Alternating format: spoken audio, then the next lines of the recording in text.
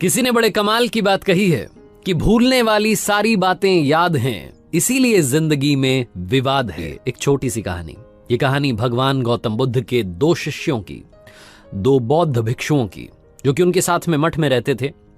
पहला वाला सीनियर था, दूसरा वाला जूनियर था। सीनियर का मतलब बुजुर्ग थे, उम्र में ज्यादा थे, और उम्र में बड़े होने के साथ साथ वो उस मठ में काफी लंबे समय से रह रहे थे, तो इस तरीके से भी सीनियर थे।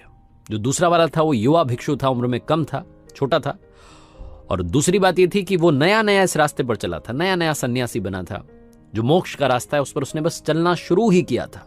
जो सीनियर वाले थे वो काफी समय से चल रहे थे, प्रैक्टिस कर रहे थे, मोक्ष तक पहुंचने की तपस्या कर रहे थे।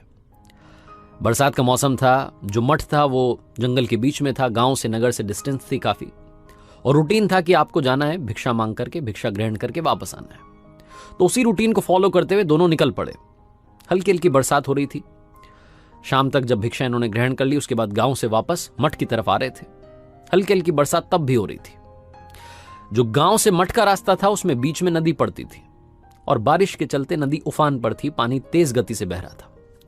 नदी के इस किनारे पर पहुंचे, उस किनारे तक जाने की कोशिश कर रहे थे, पार करना ही चाह रहे थे, उस तैयारी में थे। तभी इन्हें अचानक से किसी लड़की की आवाज सुनाई दी। इन्होंने पलट करके देखा तो वहां एक सुंदर कन्या खड़ी थी। दूर से देखने पर ऐसा लग रहा था कि मानो अप्सरा खड़ी है। इतनी सुंदर, अत्यंत सुंदर, स्वर्णाभूषण उसने पहने हुए थे, और ऐसा लग रहा था कि वो राजसी कन्या थी। उसने मदद मांगी, इन्हें आवाज लगाई, उसके पास गए, जाकर के प्रणाम किया। उस लड़की ने कहा कि मैं यहाँ के राजा की बेटी हूं, राजकुमारी हूं, जंगल में शिकार के लिए निकली थी, अपने सैनिकों से रास्ता उनसे बिछड़ गई हूं, रास्ता भी भटक गई हूं, परेशान हूं, मुझे अपने नगर जाना है, नगर का रास्ता उस तरफ है, नदी पार नहीं हो पा रही है।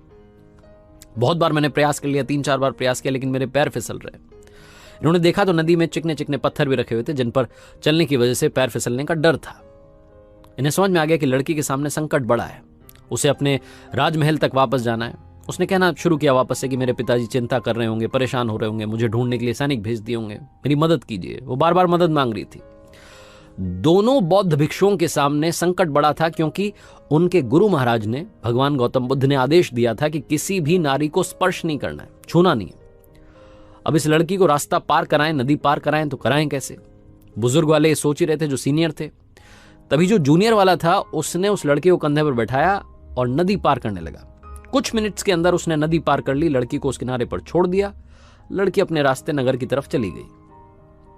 पीछे पीछे जो सीनियर वाले थे ये भी आ गए। ये दोनों बौद्ध भिक्षु चुपचाप शांत मन से अब चलने लगे मठ की तरफ। जूनियर वाला चुपचाप चल रहा था, लेकिन सीनियर वाले जो थे इनका मन शांत नहीं था।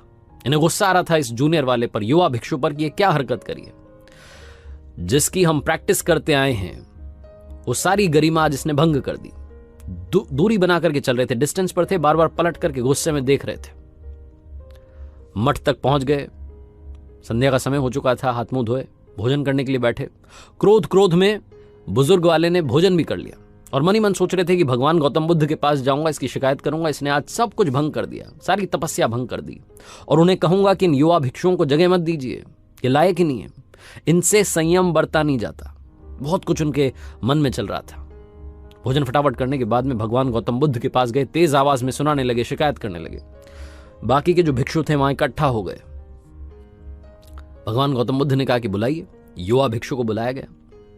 उससे पूछा गया कि ये जो कह रहे हैं क्या ऐसा हुआ? क्या वाकई में आपने शाम में किसी नारी को अपने कंधे पर बैठा करके नदी के दूसरी तरफ छोड़ा? क्या ऐसा हुआ कि आपने किसी नारी को स्पर्श किया? वो जो युवा भिक्षु था उसने याद करते हुए कहा कि कौन सी नारी? हाँ, याद आया, वो शाम में मैंने एक लड़की को नदी पार करवाई थी अपने कंधे पर बैठा करके, लेकिन उसे नदी के दूसरे किनारे पर छोड़कर मैं मठ में आ चुका हूं। भगवान माफ कीजिएगा, लेकिन बुजुर्ग वाले जो हैं, जो मुझसे बड़े हैं, ये अभी भी उस लड़की को अपने कंधे पर बैठा करके घूम रहे हैं। जहां उस युवा भिक्षु ने कहा, भगवान गौतम बुद्ध मंद मंद मुस्कुरा दिए, और उन्होंने अपने शिष्यों से कहा, अपने शिष्यों को समझाना शुरू किया कि अगर आप वहीं भूतकाल में अटके रह जाएंगे तो जिंदगी में कभी आगे नहीं बढ़ पाएंगे। हमारे दोनों शिष्यों के सामने संकट बड़ा था, चुनौती बड़ी थी, लेकिन जो युवा भिक्षु है इन्होंने अपनी जिम्मेदारी भी निभाई, जो कि इन्हें निभानी चाहिए थी, किसी की मदद करनी चाहिए थी, और गरिमा का ख्याल भी रखा।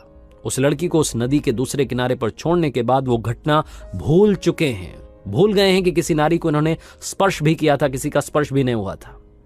इनके मस्तिष्क में भी अब वो स्पर्श नहीं है। और जो दूसरे वाले हैं जिन्होंने नारी को छुआ तक नहीं, दूर से सारी घटना देख रहे थे, वो अभी भी उस नारी को अपने कंधे पर रख करके चल रहे हैं। कहानी बहुत छोटी है लेकिन हमें सिखाती है कि पास्ट से कैसे बाहर निकला जाए। हम में से बहुत सारे लोग पुरानी बातों को याद कर करके परेशान हुए जाते हैं और उसी की वजह से अपनी जिंदगी में अपनी सेहत को आधी कर लेते हैं, अपने सुख को आधा कर लेते हैं, खुश होना ही नहीं चाहते क्योंकि हम पुरानी बातों में उलझे हुए हैं। मैंने शुरू में कहा कि भूलने वाली सारी बातें याद हैं, इसीलिए जिंदगी में सारा विवाद है। अगर आप भूलने वाली बातों को याद करते रहेंगे तो जिंदगी बर्बाद होती चली जाएगी। पास्ट से बाहर निकलिए, आज में जीना शुरू कीजिए और कल की तैयारी करना शुरू कीजिए। जीना इसी का नाम है।